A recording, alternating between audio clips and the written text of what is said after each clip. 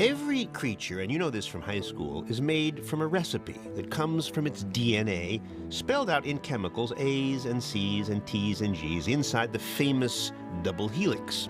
Every creature has its own DNA, different for mice, and then for whales, and for flowers, but to go from a chemical recipe, A's, G's, and T's, to a real creature that squeaks, or soars through the air, or turns gloriously pink, that requires RNA.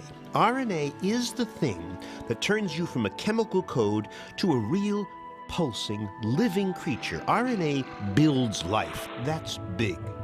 So big that to RNA researchers like Greg Hannon, RNA is more important than DNA. DNA really works for RNA, and proteins really work for RNA. Would you get an argument, by the way, from somebody else? Oh, undoubtedly, sure. So how do you get from DNA to become a real creature? Well, let's take one of those fantastic voyages and we'll show you. We're going to find DNA and, well, we'll make it a typical cell, so we're going to have to fly in and then go off to the nucleus of the cell, which will make a beautiful castle, the headquarters. And there's the DNA, the master code inside the nucleus. DNA, says Greg, never leaves the nucleus. You ever meet one of those mean librarians, you know, the Yes. special reserve section? The ones that go, pow. Right. You can take the thing, you can copy it, but you can't take the book because somebody else might need it.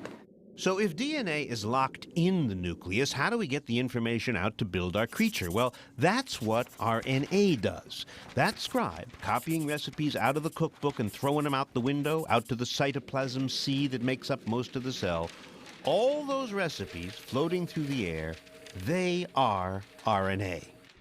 And to finish up, in that sea, you see hundreds of thousands of, well, we've made them into little guys with chef hats. Those would be ribosomes, and in your world, there are chefs who are using the recipes that are written in the RNA. And whenever a recipe lands on a chef, whatever it is, he cooks it. Whatever it is, he cooks it. And each recipe is for a protein. Proteins build cells, bone cells, brain cells, all cells. So all these chefs are basically building you. You are made of proteins.